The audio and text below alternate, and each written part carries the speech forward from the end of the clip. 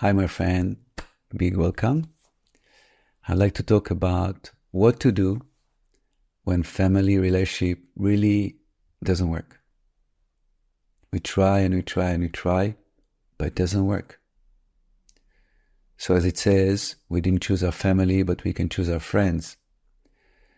So this life is not so easy. Sometimes it's easier, sometimes it's more difficult. And we all need love and to feel supported. And it's very natural that our family will be the first and the main source of support. But obviously, it's not always the case. And sometimes it's maybe a source of anguish and great difficulties instead of being a source of support. So obviously, I believe that we should try our best to bridge and to come closer if we have any conflict.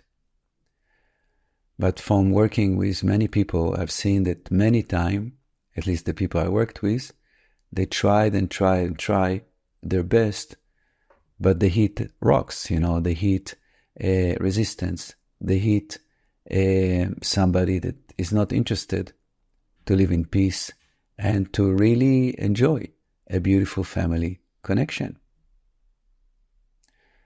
Obviously, my mind cannot grasp the idea that if we can live in peace on this planet, why we choose war? So if you feel that you're a peaceful person or a person that holds for peace within yourself, and you did all what you can to bridge any conflict with your family, but it didn't work, then what we do? Then what we can do. The first thing is to acknowledge the pain. Because when you cannot be in good terms with your family, it's very painful. Because it's most natural to be in good terms with our family. So first of all is to know how to manage the pain and maybe even the trauma of separation.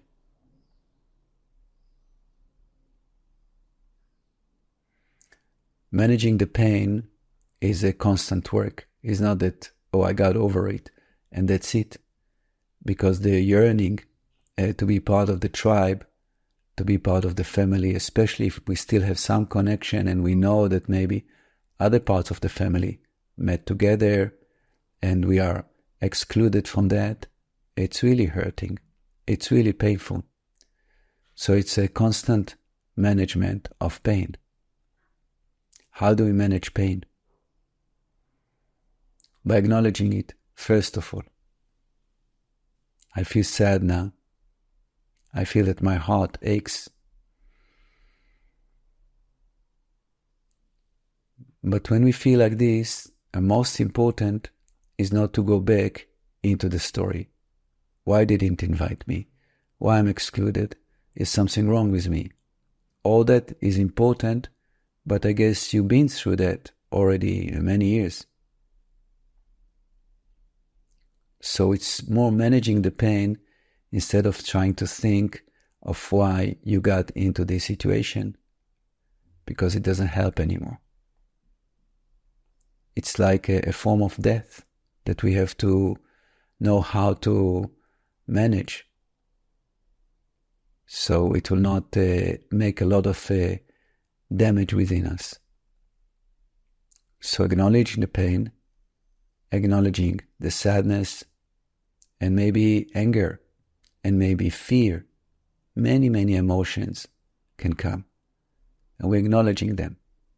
That's first of all. Give space. Breathe into them. And make them in a way, maybe friends and not enemies.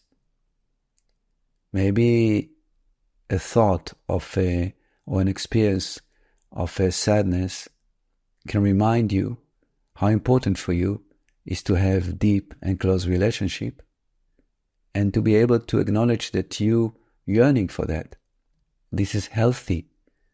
So the sadness just remind you of your beautiful nature, that part of you needs that. And instead of now looking for it where you thought it's obvious and should be, we look for it in different places. With friends, maybe you have your own personal family. Yeah, maybe the conflict was with your parents, but you have your children. You have your working mates maybe, or people you play sports with, or you share common hobbies with. Yes, so we're focusing there. And we're acknowledging that I can make good friends. There's nothing wrong with me. Yeah, I have the ability to make friends. I have the ability to love. And if it didn't work in my family, it doesn't mean that I'm lacking something.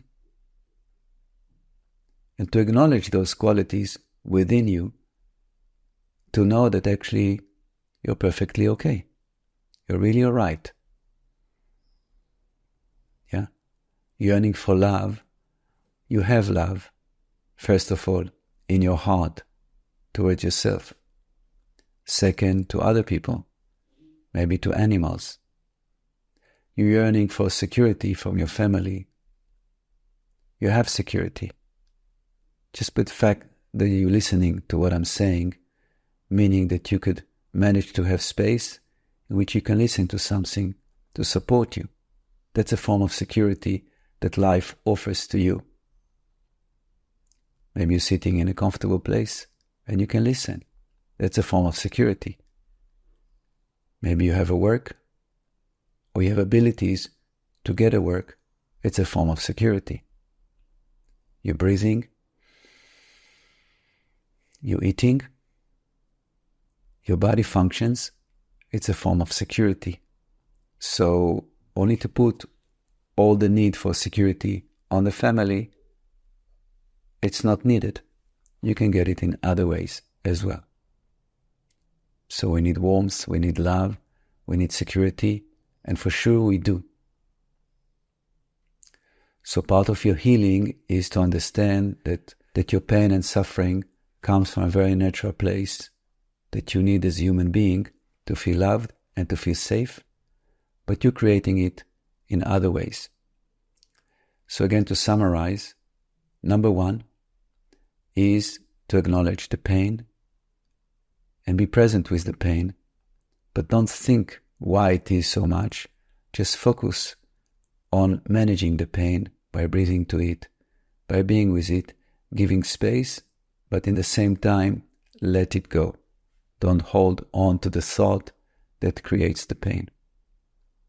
Number two is to appreciate what you do have in your life and to actually see that from what you're yearning for from your family, it actually shows that you're very healthy, that you need love and you're yearning for love. It means that you are aware of the needs of your body, of your soul, of your emotions, and just need to know how to recognize it and where to connect to it.